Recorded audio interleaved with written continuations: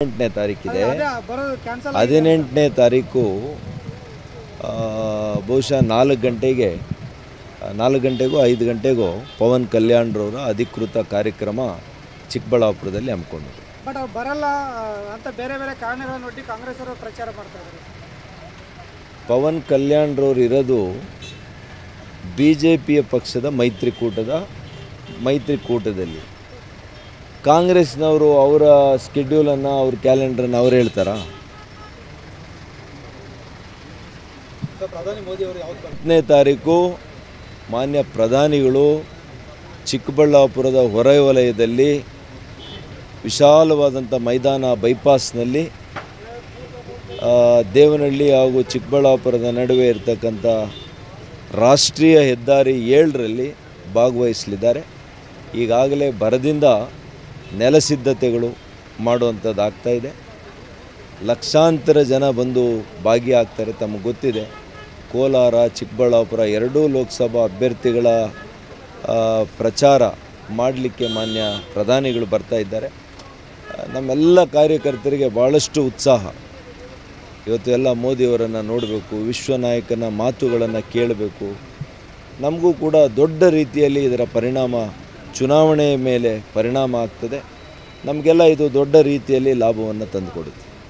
18ನೇ ತಾರೀಕಿದೆ. 18ನೇ ತಾರೀಕು ಬಹುಶಃ 4 ಗಂಟೆಗೂ 5 ಗಂಟೆಗೂ ಪವನ್ ಕಲ್ಯಾಣ್ರವರ ಅಧಿಕೃತ ಕಾರ್ಯಕ್ರಮ ಚಿಕ್ಕಬಳ್ಳಾಪುರದಲ್ಲಿ ಹಮ್ಮಿಕೊಂಡಿದೆ. ಬಟ್ ಅವ್ರು ಬರಲ್ಲ ಅಂತ ಬೇರೆ ಬೇರೆ ಕಾರಣಗಳನ್ನು ಒಡ್ಡಿ ಕಾಂಗ್ರೆಸ್ ಅವರು ಪ್ರಚಾರ ಮಾಡ್ತಾ ಇದ್ದಾರೆ. ಪವನ್ ಕಲ್ಯಾಣ್ರವ್ರು ಇರೋದು BJP ಪಕ್ಷದ ಮೈತ್ರಿಕೂಟದಲ್ಲಿ. ಕಾಂಗ್ರೆಸ್ನವರು ಅವರ ಸ್ಕೆಡ್ಯೂಲನ್ನು ಅವ್ರ ಕ್ಯಾಲೆಂಡ್ರನ್ನು ಅವ್ರು ಹೇಳ್ತಾರಾ? ಪ್ರಧಾನಿ ಮೋದಿ ಅವರು 10ನೇ ತಾರೀಕು ಮಾನ್ಯ ಪ್ರಧಾನಿಗಳು ಚಿಕ್ಕಬಳ್ಳಾಪುರದ ಹೊರವಲಯದಲ್ಲಿ ವಿಶಾಲವಾದಂಥ ಮೈದಾನ ಬೈಪಾಸ್ನಲ್ಲಿ ದೇವನಹಳ್ಳಿ ಹಾಗೂ ಚಿಕ್ಕಬಳ್ಳಾಪುರದ ನಡುವೆ ಇರತಕ್ಕಂಥ ರಾಷ್ಟ್ರೀಯ ಹೆದ್ದಾರಿ 7ರಲ್ಲಿ ಭಾಗವಹಿಸಲಿದ್ದಾರೆ. ಈಗಾಗಲೇ ಬರದಿಂದ ನೆಲಸಿದ್ಧತೆಗಳು ಮಾಡುವಂಥದ್ದು ಆಗ್ತಾಯಿದೆ. ಲಕ್ಷಾಂತರ ಜನ ಬಂದು ಭಾಗಿಯಾಗ್ತಾರೆ. ತಮಗೆ ಗೊತ್ತಿದೆ, ಕೋಲಾರ ಚಿಕ್ಕಬಳ್ಳಾಪುರ ಎರಡೂ ಲೋಕಸಭಾ ಅಭ್ಯರ್ಥಿಗಳ ಪ್ರಚಾರ ಮಾಡಲಿಕ್ಕೆ ಮಾನ್ಯ ಪ್ರಧಾನಿಗಳು ಬರ್ತಾ ಇದ್ದಾರೆ. ನಮ್ಮೆಲ್ಲ ಕಾರ್ಯಕರ್ತರಿಗೆ ಭಾಳಷ್ಟು ಉತ್ಸಾಹ. ಇವತ್ತು ಎಲ್ಲ ಮೋದಿಯವರನ್ನು ನೋಡಬೇಕು, ವಿಶ್ವ ನಾಯಕನ ಮಾತುಗಳನ್ನು ಕೇಳಬೇಕು.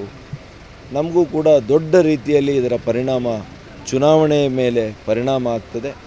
ನಮಗೆಲ್ಲ ಇದು ದೊಡ್ಡ ರೀತಿಯಲ್ಲಿ ಲಾಭವನ್ನು ತಂದುಕೊಡುತ್ತೆ.